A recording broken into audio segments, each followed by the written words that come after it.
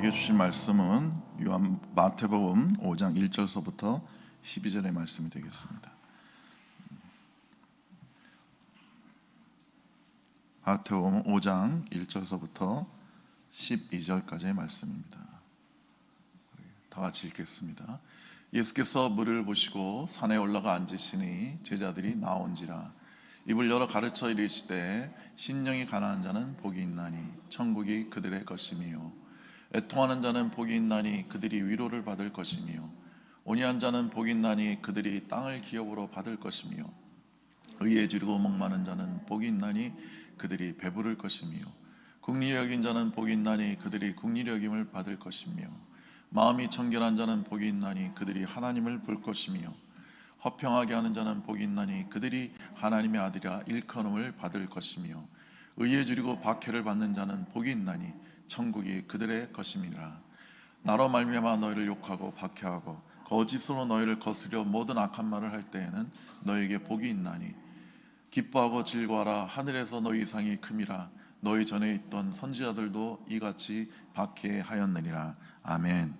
우리 팔복 중에 세 번째 복이 온유한 자가 받는 복입니다. 오늘 주님께서는 온유한 자는 땅을 기업으로 받을 것이라고 우리에게 말씀하십니다. 근데 이게 일반 사람들이 듣기에는 이해가 안 되는 말이죠. 그 온유한 게 뭐가 보이냐는 거예요. 그렇게 유약한 마음을 가지고 이 험한 세상에서 어떻게 살아가겠냐는 거예요. 여러분, 독한 마음을 품고 살아도 이 무한 경쟁 시대에 살아날까 말까, 성공할까 말까 하는데 무슨 한가하는 소리냐, 온유한 게 무슨 복이 되느냐, 온유한 사람이 무슨 땅을 차지하느냐, 그렇게 말할 겁니다. 그런데 우리 주님께서 말씀하시는 온유는 단지 표면적인 어떤 유약한 현상, 성격을 말하는 게 아닙니다. 주님께서 말씀하시는 온유는 내적 부드러움과 생명의 자연스러움을 말씀하시는 겁니다. 이러한 온유는 다른 팔복과 마찬가지로 우리가 노력하고 애써서 막 돌을 닦아서 얻는 게 아닙니다. 하나님의 선물이에요. 하나님이 주지 않으면 그 누구도 소유할 수 없는 것이 이 온유함입니다. 여러분, 주님께서 말씀하시는 온유한 자라는 것은요, 그리스도의 십자가에 못 박힘으로 자존의 의지가 파괴된 사람들에게 주어지는 하나님의 성품인 것입니다. 인류가 첫 번째 그 심판을 받을 때, 노아의 홍수 때 하나님께서 그 심판하신 이유가 그 사람들의 심령의 그 부패와 강포함 때문이라고 성경은 말하고 있습니다. 여러분, 여기서 그 강포란 뭐냐면요, 단순히 폭력을 의미하는 게 아닙니다. 하나님 없이 인간이 자기 힘으로 스스로 살려고 하는 데서 나오는 모든 내면의 상태와 행위를 강포라고 하는 겁니다. 여러분, 하나님만이 자존하십니다. 하나님만이 스스로 계신 분이에요. 인간은 자존적인 존재가 아닙니다. 그런데 자꾸 사람은 스스로 이 세상에 존재하게 되었다고 말합니다. 그게 진화론이 그거죠. 하나님 우리를 만드신 게 아니라 이 우주에서 우리가 스스로 자연스럽게 우연히 이렇게 존재하게 되었다는 거예요. 여러분, 하나님이 우리를 창조하신 거예요. 하나님만이 스스로 계신 것입니다. 그럼 가끔 어떤 분들은 좀 미련한 질문을 저한테 해요. 그러면 하나님은 누가 만들었냐는 거예요. 여러분, 하나님, 그 신의 정의 자체가 자존하신다는 거예요. 모든 만물의 근원이 신이라는 거예요. 그게 하나님이라는 거예요. 근데 그 하나님 보고 그 하나님을 누가 만들었냐, 신을 누가 만들었냐 하면 말이 안 되는 거죠. 그러면 또 다른 질문을 할 수가 있는 거예요. 그럼 하나님을 만든 존재는 누가 만들었죠? 그럼 끝없이 가는 거예요. 하나님을 만든 존재를 누가 만들었냐? 그 만든 사람이 있다면 그 사람은 또 누가 만들었냐? 계속 이렇게 가는 거예요. 그렇기 때문에 신앙 자체가 모든 만물의 근원, 모든 만물의 창조자, 스스로 계신 분을 하나님이라고 하신 겁니다. 여러분, 사람은 그렇게 해서 하나님에 의해서 지음을 받았고 하나님을 의지해서 살게 그렇게 지음을 받은 거예요. 우리 존재 자체가 스스로 있을 수가 없습니다. 이 사람 인자도 가운데 이렇게 두 개의 획이 이렇게 맞닿아 있죠. 사람 자체도 혼자 쓸 수가 없고 둘이 이렇게 합해야, 서로 힘을 합해야, 서로 의지해야 존재할 수 있는 것입니다. 제가 고아원에서 있어 봤는데, 고아원에서 아이들을 이제 지도하고 그랬는데요.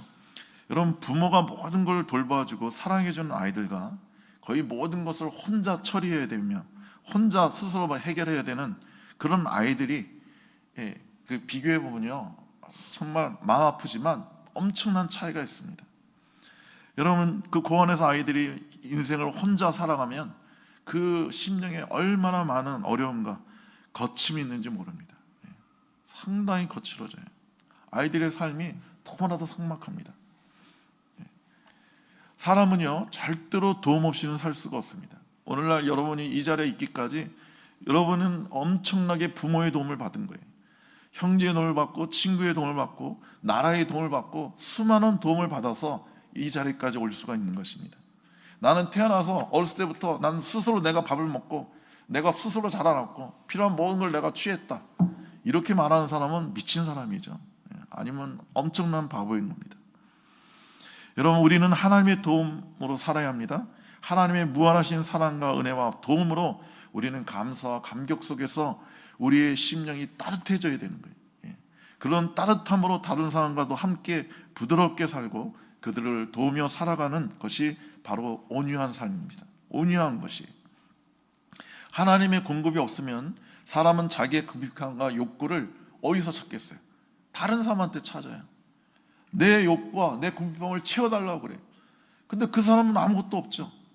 그러니까 아무것도 없는 사람한테 자꾸만 나에게 사랑을 주시오, 나를 도와주시오, 나에게 관심을 가져주시오, 나를 돌봐주시오 하고 하니까 서로 이렇게 아무것도 없는데 서로 요구만 하니까 갈등이 일어나고 싸움이 날 수밖에 없는 거예요. 제가 오래전에 TV를 봤는데 부부 전문가예요. 부부 행복 클리닉 전문가 남편과 아내가 있는데 그들의 삶을 다큐멘터리로 이렇게 찍는 걸 제가 봤어요. 봤는데 그 어느 날 저녁에 이제 부인이 들어와서 밥을 먹으면서 식탁에서 남편한테 막 투정을 벌였어요. 나 너무 힘들다, 막 너무 나 짜증난다, 막 괴롭다, 막 그러니까 그 부부 전문가인데 그 남편이 뭐라고 하면 왜 나한테 짜증이야? 나도 짜증난다. 그러면서 응? 왜 나한테 짜증을 내고 그래? 그러는 거예요. 아니, 부부 전문가면은 그 짜증낸 남편을 좀, 아내를 좀 받아줘야 되는 거 아니에요? 그러니까 부인이 아니 당신은 좀 내 짜증을 좀 받아주면 안 되냐고. 그렇게 같이 짜증을 내게 되냐고. 그러니까 서로 받아달라는 거예요. 내 짜증을 좀 받아달라는 거예요. 근데 받아줄 수가 없는 거예요. 그러니까 싸움이 일어나는 거죠. 인류는 태고 때부터 지금까지 무수한 전쟁을 치르고 있죠. 지금도 뭐 이스라엘이 이란에 뭐 미사일 폭격하고 또 이란 또 이스라엘 미사일을 폭격하고 우크라이나도 계속 전쟁이 일어나고 있습니다. 왜 이런 전쟁이 일어나요? 서로에게 뭔가를 요구하는 거예요. 그 요구가 서로 요구하는 게 안 맞으니까 충돌이 일어나니까 전쟁이 일어나는 겁니다. 개인 간에도 끝없는 갈등과 불화가 있는 것입니다. 이러한 수많은 갈등과 다툼과 테러와 이혼과 전쟁을 통하여 하나님은 인간은 절대 스스로 살 수 없다는 것을 우리에게 알려주시는 거예요. 우리로 자전의 의지를 포기하게 하시는 거예요. 하지만 대부분의 사람들은 이런 고통을 당하면요, 마음이 더 강팍해지죠. 그리고 하나님을 원망하고 세상을 저주합니다. 그러나 택함 받은 성도는요, 이렇게 고통을 당하면 두 손을 들고 주님께 나오죠. 하나님 도와주세요. 회개합니다. 저를 불쌍히 해주세요. 주님 없이는 저는 살 수 없습니다 하고 주님 앞에 나옵니다. 그래서 주님과 사랑으로 하나 되어서 주님께서 십자가에 못 박혀 죽었듯이 주님과 함께 십자가에 자기의 자아를 못 박는 것입니다. 여러분, 십자가의 자전의 의지를 못 박고 세상의 욕망과 정을 못 박은 사람, 그런 사람만이 진정으로 자유를 얻게 되고 온유함을 얻게 되는 것입니다. 그리스도와 함께 십자가에 죽은 자만이 온유를 합니다. 죽지 않은 사람의 온유는 강포가 양의 탈을 쓴 것에 불과합니다. 여러분, 오늘 본문에서 주님은 온유한 자는 땅을 기업으로 얻을 거라고 그랬어요. 그러니까 세상이 곧 그의 것이 된다는 거예요. 온유한 자가 땅을 차지하는 거예요. 막 강팍하고 힘쓰고 막 폭력을 쓰고 이런 사람이 세상을 차지하는 게 아닙니다. 여러분, 역사상 그 전제적인 왕이 있었고 독재자가 있었죠. 그들이 진정으로 나라를 차지한 적이 있나요? 잠시는 차지한 것 같지만 결국 그 나라를 다 잃고 자기의 목숨을 다 잃는 것을 우리는 역사 속에서 잘 보아왔습니다. 온유한 자만이 세상을 차지해요. 우리는 세상을 낙원으로 바꿀 힘이 없죠. 세상을 내 마음에 맞게 천국으로 내가 바꿀 수가 없습니다. 그러나 내 마음은, 나는 천국으로, 내 마음을 낙원으로는 바꿀 수가 있어요. 내가 십자가에 죽고 부활함을 말미암아 내 마음에는 하나님의 나라가 임하게 되는 것입니다. 죄악으로 인해 모순과 부조로 가득한 세상을 우리가 어떻게 바꿀 수가 있어요? 수많은 해명가들이, 수많은 정치가들이, 수많은 이론가들이 세상을 바꾸려고 그랬어요. 예. 사실 칼 막스도요, 그 자본주의 사회에 나는 그 반사회성 때문에 고민하면서 세상을 바꿔보자고 했어요. 그 영국의 그 빈부격차로 일어나는 그 엄청난 사회적 갈등을 보고, 가난한 자들의 그 비참함을 보고, 그걸 자기가 해결해 보겠다고 한 거예요. 바꿔보겠다고 한 거예요. 그래서 가난한 자가 더 이상 존재하지 않는, 누구나 다 똑같이 잘 먹고 잘 사는 나라를 구현해 보겠다는 거예요. 그래서 공산주의, 커뮤니즘을 그가 창설했지만 결과가 뭐예요? 세상은 피로 물들었고 1, 2차 대전을 통해서 수억 명의 사람들이 목숨을 잃었을 뿐입니다. 그리고 지금 현재 세상에 공산주의 국가는 존재하지 않아요. 네. 유일하게 북한 하나 존재합니다. 그 다음에 쿠바가 공산주의 국가였는데 요즘 쿠바도 많이 개방했습니다. 여러분, 세상을 내가 어떻게 바꾸겠어요? 절대 못 바꿔요. 나를 바꿀 수가 있는 겁니다. 여러분, 세상을 내가 원하는 빨간색으로 어떻게 칠을 해요? 못 칠해요. 무슨 수로 세상을 빨간색으로 다 칠합니까? 그런데 내가요, 빨간색 선글라스를 끼면 세상을 다 빨갛게 볼 수 있는 거예요. 내 안에 감사와 온유와 사랑이 가득 차서 세상을 보면요, 세상의 작은 것 하나에도 하나님의 은혜와 자비가 느껴집니다. 그러면 그에게 이 세상은 그러면 그는 영적으로 세상을 차지한 거예요. 여러분, 일본의 미즈노 겐조라는 유명한 시인이 있습니다. 지금은 돌아가셨는데 아주 크리스찬으로 아주 아름다운 시를 얼마나 많이 썼는지 몰라요. 그 마을에 그분의 시를 한국어로 번역한 분이 택시를 타고 그 마을에 가가지고 미즈노 겐조 씨 댁으로 가자고 하니까 택시 기사가 그러더래요. 아, 미즈노 겐조 씨는 우리 마을의 보석입니다, 보배입니다, 그러더라는 거예요. 여러분, 그분이 이런 시를 썼어요. 신문의 냄새로 아침을 느껴, 좋은 찬물 맛에 여름을 느껴, 바람이 흔들리는 방울소리에 서늘한 기분에서 저녁을 느껴, 개구리의 울음소리에 똑똑히 밤을 느껴, 그래서 오늘 하루도 끝나는구나, 하나에서 또 하나로 하나님의 은혜와 사랑을 느껴. 저는 이 시를 읽고 아주 감동했습니다. 그 하루를 아침부터 저녁까지 지내면서 그가 보고 느낀 모든 것을 통해서 하나님의 은혜와 사랑을 느낀다는 거예요. 여러분, 온유한 자는요, 성령의 순리를 따라가는 사람입니다. 하나님은 성령의 내주를 통하여서 우리를 인도하기 원하십니다. 성령님은 하나님의 뜻을 아시고 그 뜻대로 인도하기를 원하십니다. 근데 우리를 막 강제적으로, 막 강권적으로 인도할 때도 있지만 대개는 그렇게 인도하지 않으세요. 기계적으로 인도하지 않고 우리의 인격을 부드럽게 설득하심으로 우리를 인도하십니다. 이렇게 성령의 인도함을 따르는 사람은요, 삶에 거친 게 없습니다. 거대한 강줄기를요, 거꾸로 막 거슬러 올라가려면 얼마나 힘이 들어요. 배도 엄청난 힘을 발휘해야 되고, 햄을 쳐서 그 강물의 속도가 세면은 절대로 거슬려서 햄을 칠 수가 없어요. 그러나 그 흐르는 강줄기를 따라서 순정의 배를 타고 가면요, 노를 저을 필요도 없어요. 그냥 자연스럽게 부드럽게 나가게 됩니다. 그러므로 여러분이 모든 편견과 고집과 아집을, 인간의 의도를 버리고 성령의 순리적인 인도를 따르면 온유한 자가 될 수 있는 것입니다. 여러분, 성령님의 순리를 따르는 자는 땅을 기업으로 받게 되는 것입니다. 온유한 자는요, 모든 환경에 대해서 수납적입니다. 우리 주변에 존재하는 모든 사건들을 하나님의 계획 안에 있다고 믿는 것입니다. 우리 하나님은 우리의 머리카락까지 세신다고 성경은 말하고 있어요. 공중에 날아가는 새가 떨어지는 것도 우연이 아니라, 누가 사냥해서가 아니라 하나님이 허락하셔서 떨어진다고 되어 있어요. 그러니까 모든 것을 하나님이 주관하신다는 거예요.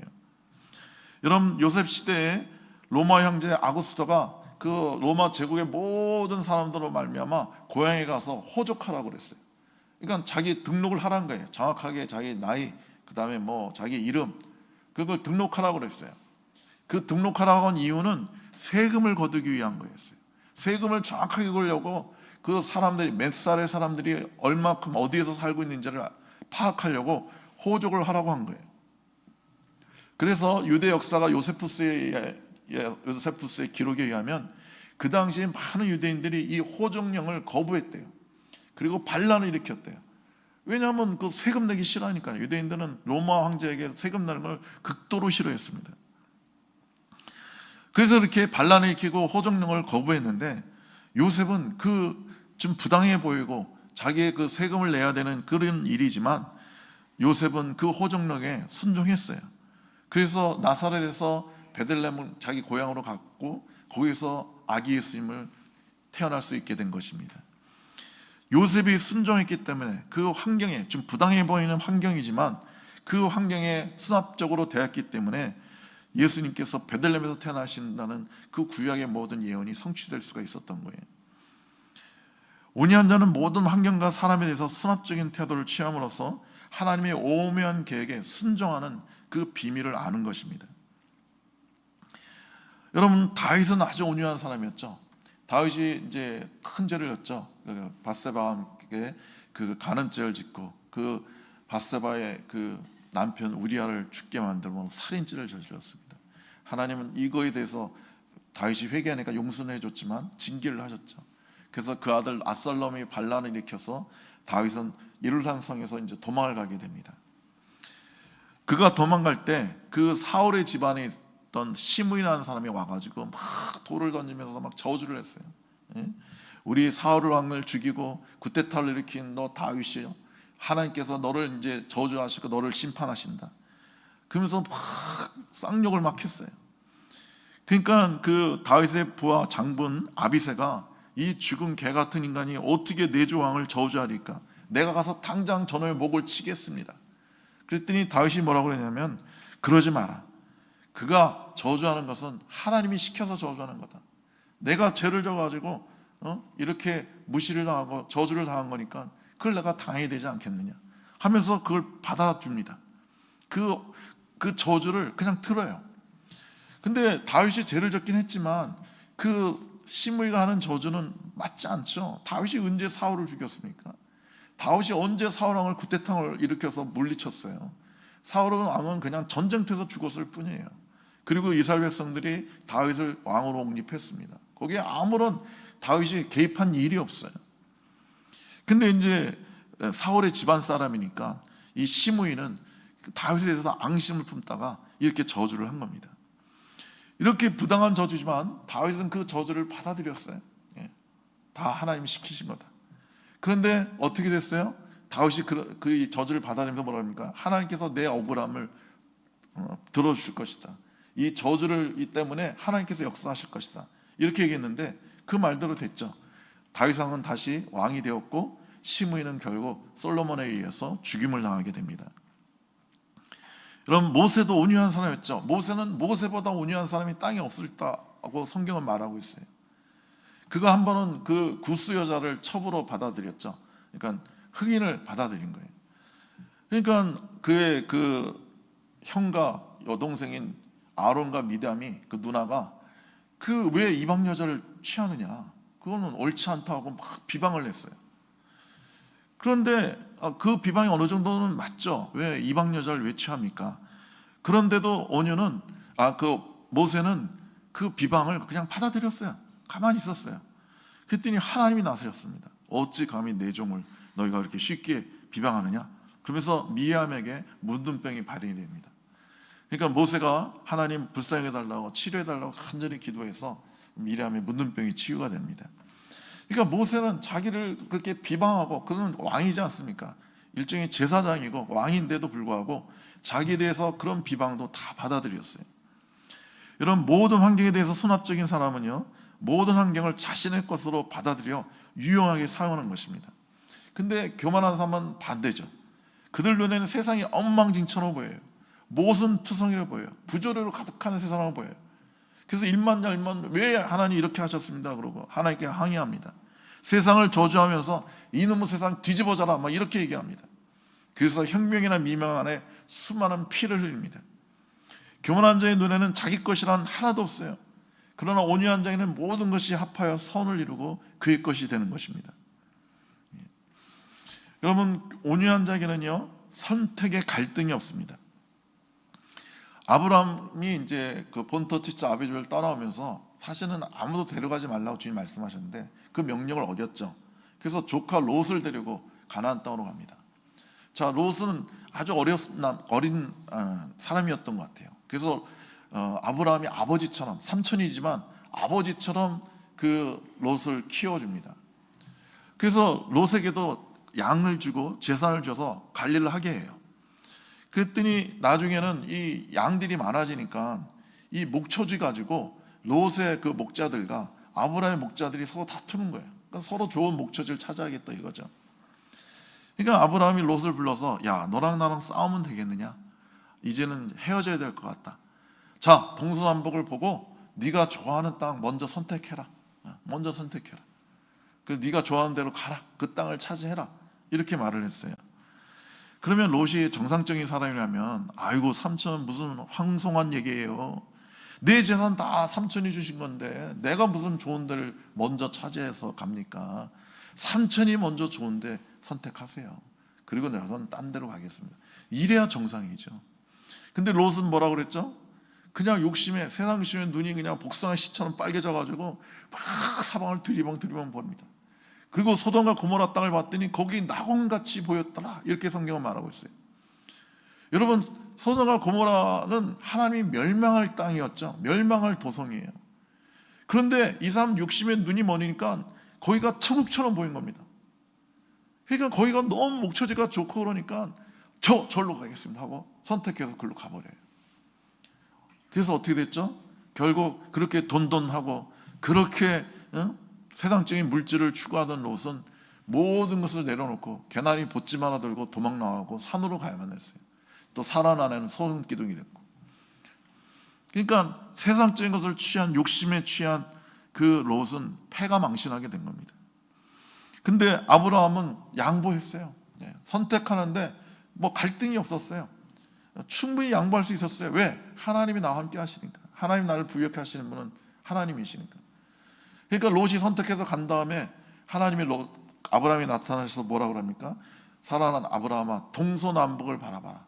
동서남북을 내가 너에게 준다. 이 모든 땅을 너에게 준다고 아브라함을 축복해 주십니다.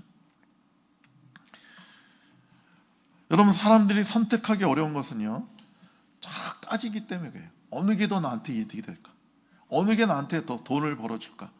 이거 따지다 보니까 선택이 어려운 거예요. 혹시 손해가 나진 않을까? 그래서 선택하는 게 어려운 겁니다. 그러나 그 정과 욕심을 십자가에 못 박은 사람은 선택이 자유롭습니다. 왜? 내가 어느 걸 선택해도 하나님이 함께 하시고 도와준다는 걸 믿기 때문에 그런 거예요. 내게는 주님이 계시기 때문에 그 어느 곳에도 부족함이 없습니다라고 고백하는 사람들이기 때문에 그렇습니다. 주님을 소유한 사람은 세상을 얻기 위해 다투지 않습니다. 주님은 세상보다 크기 때문에 그렇습니다. 주님을 소유한 사람은 사실상 주님도 소유하고 세상도 소유하게 되는 것입니다. 주님 없는 사람은 세상을 택하겠지만 그는 세상을 절대로 소유할 수 없습니다. 온유한 자만이 땅을 기업으로 받습니다. 어느 성자가 이제 길을 갔다가 길거리에서 뭐 이렇게 반짝반짝한 게 있어서 보니까 보석이 아주 귀한 엄청난 값비싼 보석이 있는 거예요. 그걸 이렇게 딱 주워들고 와, 이게 왜 이렇게 귀한 보석이 땅에 떨어져 있지? 하고 있는데 갑자기 어떤 젊은이가 막 헐레벌떡 달려오더니만 그 보석 내 거요. 그 보석 내 거요. 그러는 거예요. 그래서 성자가 이 보석 주인이 당신이군요. 당신이었다. 실수로 떨어뜨린 거구만요. 그랬더니 그건 아니라는 거예요. 그러면 왜 이게 보석이 당신 거라는 거예요? 그랬더니 이 젊은이가 황당한 얘기를 하는 거예요.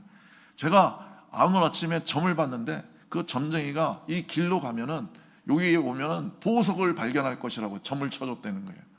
그래서 그 점을 줍고 내가 이 길에 왔는데 보석이 있으니까 그거 내 거라는 거예요. 말도 안 되는 소리죠.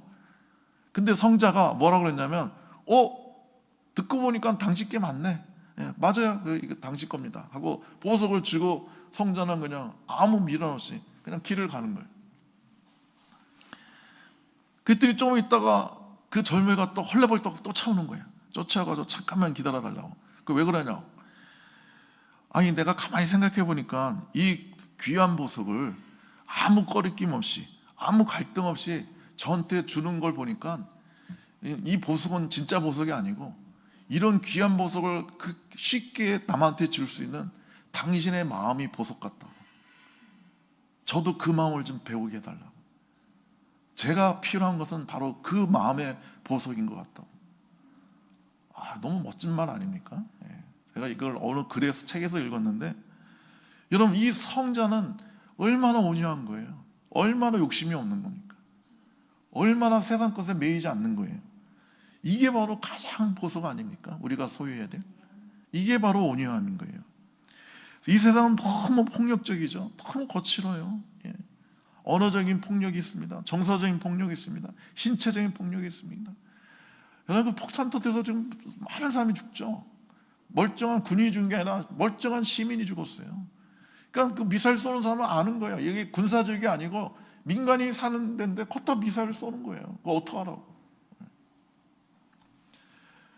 여러분, 우리 가정에서도 얼마나 가정 폭력이 많습니까? 부부 사이 폭력이 얼마나 많아요? 여러분, 우리나라 부부 중에 70%가 부인이 맞고 삽니다. 2%는 남편이 맞고 살고. 부모 자식 간에도 얼마나 폭력이 많습니까? 신체적인 폭력이 있고, 언어적인 폭력이 있고, 정서적인 폭력이 있고. 여러분, 우리 정신병에 걸리는 거면요, 대부분 부모 때문에 그래요. 부모가 아이들을 학대해서 아이들이 정신병에 걸리는 겁니다. 여러분, 길거리에서 운전하다 보면 얼마나 쉽게 삿대질하고 빵빵거리고 보복 운전하고 얼마나 욕을 하는지 모릅니다. 부모의 재산 가지고 형제들이 쉽게 법정 소송하고 서로 싸우고 다투고 그럽니다. 멀리서 찾을 것도 없어요. 제 사촌이 그래요. 제 외사촌들이 지금 그 우리 외삼촌이 남겨진 그 재산 때문에 서로 소송하고 싸우고 서로 뭐 얼굴도 안 봅니다. 명절에 만나지도 않아요. 그럼 그 사람들이 엄청나게 가난한 사람들이 아니에요. 다 집 있고 차 있고 사는데 아무 지장 없는 일정한 부를 소유한 사람들이에요. 근데 그 아버지가 남겨진 재산을 좀 더 갖겠다는 거예요. 좀 더 몇 억을 더 받겠다는 거예요. 그러면서 지금 소송하고 있습니다. 너무 거칠고 악착 같습니다. 그 심령이 바로 지옥입니다. 이 세상에 부스러기를 좀 얻을지 모르나 결국 땅을 천국의 기업으로 받을 수가 없게 되는 것입니다. 제가 전에 섬기던 교회, 제 모교회 지창조 지사님이라는 분이 계셨어요.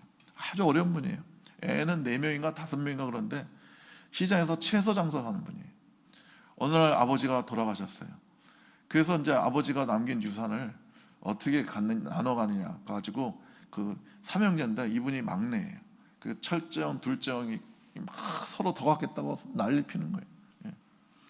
그러니까 이 지창조 지사님은 자기는 가난한데 얼마나 더 받아내야 되는데 그 형들이 싸우는 걸 보고 마음 아파서 형들 싸우지 말라고 그 내 양을 형들한테 줄 테니까 형들이 그냥 나눠 갖고 그렇게 싸우지 말자고. 우리 아버지 돌아가셨는데 우리가 이렇게 싸우면 되겠냐고. 그리고 그냥 나왔어요. 그랬더니 형들이 아니 양심 있고 제대로 된 인간이면 그래도 막내한테 줘야 되는데 진짜 그 말대로 한 푼도 안 주고 지들끼리 다 나눠 가졌어요. 아니 무슨 그런 형님들이 다 있어요. 그래서 이 전일사는 시장에서 여전히 채소 장사하면서 아주 어렵게 지냈는데 한 1, 2년인가 지난 다음에 먼 친척이 이게 죽었는데 먼 친척이 죽으면서 유산을 이 지창조 시장한테 남긴 거예요. 그러면서 뭐라고 그러냐면 야 내가 창조 얘기 들어보니까 그놈 참 대단한 놈이다. 그렇게 싸우지 않으려고 지 유산 다 포기하고 정말 훌륭한 놈이다. 그놈에게 내게 내 유산을 내가 남긴다. 그게 어떤 걸 주는지 아십니까? 압구정 땅에 100평을 줬어요. 몇십억이에요, 몇십억. 몇십억이면 몇백억이죠. 그냥 먼 지척인데 친한 친척은 아니에요. 아주 먼 지척인데 이야기를 들은 그 사람이 감동해서 아니 무슨 재산이 많은 사람인데 그 중에 일부를 이 지창조 지사님한테 준 거예요. 삶이 완전히 바뀌었죠. 완전히 바뀌었어요. 그래서 그 재산 가지고 더 열심히 성실하게 잘 살아서 나중에 장로님 되시고 뭐 그냥 고급 카메라 들고 사진 찍는 취미생활 하시면서 교회 잘 섬기다가 지금 소천하셨습니다. 여러분 그 가난한 사람이 어떻게 그 유산을 포기할 수 있어요? 그분은 믿은 거예요. 하나님이 나를 부유케 하신다. 하나님이 나를 책임져 주신다. 여러분 온유한 자가 복이 있습니다. 온유한 자만이 땅을 기업으로 받습니다. 천국을 소유합니다. 온유함은 결코 약한 게 아닙니다. 나약한 게 아닙니다. 인간의 힘은 주님의 평강 안에서 가장 강해지는 것입니다. 평강은 온유한 심령 가운데 있습니다. 평강의 하나님이 속히 사탄을 너희 발 아래 상하게 하시리라. 여러분 이러한 평강, 이러한 하나님의 온유함을 소유하는, 그래서 이 땅을 기업으로 받는 천국을 소유하는 여러분 되시기를 축복합니다. 기도하겠습니다. 좋으신 우리 하나님 아버지, 우리 심령이 얼마나 거칠고 얼마나 강포한지 모르겠습니다. 하나님, 우리가 하나님 없이 인생을 우리의 힘으로 살려가지 않게 하시고 모든 것에 우리 하나님을 의지하고 하나님이 주관한다는 것을 믿게 하여 주시옵소서. 그래서 우리가 모든 것을 양보하고 선택하는 데 어려움을 있게 하시고 늘 주님과 동행하며 사랑하고 섬기고 주고 또 주는 그런 아름다운 심령을 소유하게 하여 주시옵소서. 예수님의 이름으로 기도드리옵나이다. 아멘.